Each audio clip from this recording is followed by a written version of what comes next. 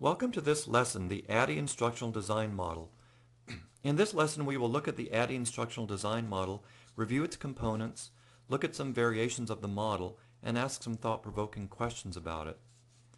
You will be selecting the ADDIE model or a contrasting model to serve as a basis for creating an e-learning module.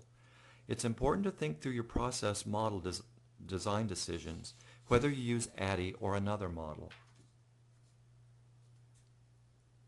After you have viewed all this week's presentations and completed the other requirements of the week, you'll be able to explain the process steps of the ADDIE design model, describe the process steps of a rapid prototype design model, summarize how to perform a performance and needs analysis, and summarize the elements of a target population analysis. So let's get started. So what is ADDIE?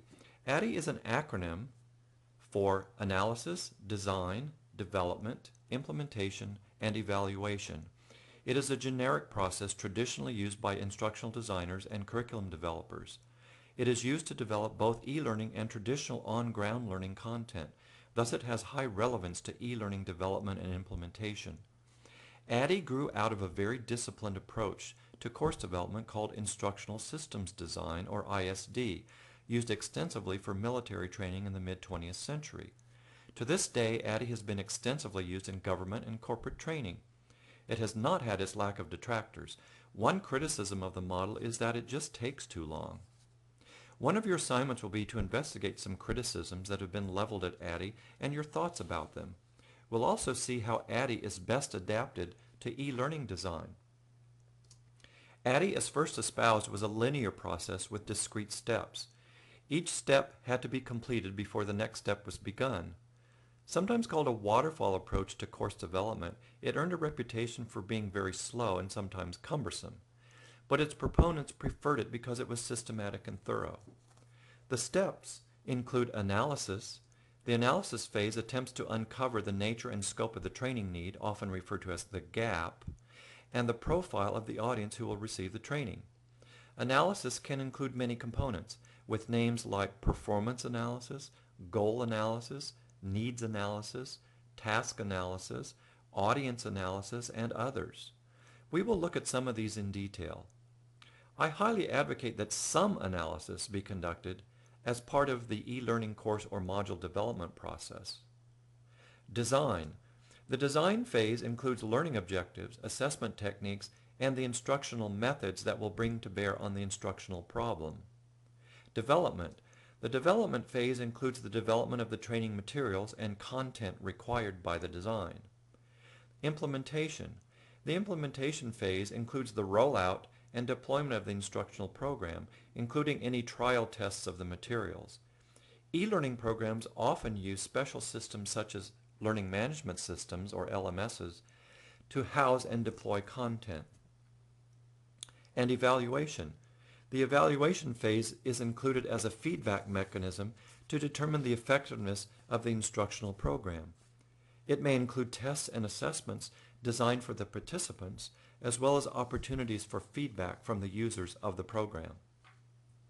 One variation of ADDIE is the incorporation of a pre-analysis step that determines how a training project might be initiated. This is often called performance analysis. When I was at WAMU, my team developed a variation of this performance analysis called intake. We will take a look at typical questions you would ask in a performance analysis. In addition, design and development is quite often an iterative arrangement, back and forth, to make sure the design and development check and balance each other. This variation also depicts evaluation on its side so that evaluation interacts with each of the other steps as the e-learning project progresses. Keep in mind that evaluation seeks to answer several questions. One of them is, how effective is this program, which evaluates the program and all your hard work. Another is, are the participants getting it, to evaluate the individual participant's grasp of the content. There are many more variations of ADDIE, which goes to show that it is a flexible model. Perhaps you use your own variation at your workplace. Yet another variation of ADDIE, called PADDIE, adds a planning step at the beginning phase, which focuses on assembling the necessary time and resources prior to starting the project. No matter which variation you use, workplace environments often have to adapt ADDIE to their unique needs and realities. At another company I worked for, the amount of time spent in each phase varied widely from project to project and even across similar projects. Due to time, budget, and resource constraints, and due to the business environment, my instructional design team was often forced to minimize or forego a robust analysis or evaluation phase, with the phases of emphasis being development and implementation. When such decisions are made, there are invariably trade-offs that must occur, and the purity of the ADDIE model is sacrificed. For effective e-learning, I recommend that you not shortchange the first two phases, analysis and design. The ADDIE model in a practical sense is only a framework for development. Unless you work in a highly structured environment such as science or government, or have abundant time and resources in your industry, you will no doubt be faced with adapting ADDIE to your particular situation as well. So is ADDIE adapted in any special way for e-learning? This diagram depicts the model in more detail and how the steps might break down for e-learning. Many projects, if well funded, might spend a good 50% of time in analysis and design, although it's probably rare. Thorough analysis typically pays off in a project, although it is increasingly harder to get buy-off for the time and resources necessary to do the analysis. Most companies today desire quick results, so you have to determine the degree to which you will perform various types of analysis and expedite the process. In other lessons, we will explore the types of analysis listed here: performance and needs analysis, task analysis, and another one not shown here called target population analysis. We'll also explore writing objectives and various assessment techniques as part of the design phase. Other models in contrast to ADDIE are of more recent vintage. They include rapid application development, which is often called rapid prototyping, and Agile, which uses a collaborative approach with cross-functional teams who partner to create an e-learning program. These models have a reputation for being faster than ADDIE. However, ADDIE, when used as a framework, can be adapted in similar ways to contain some of these elements.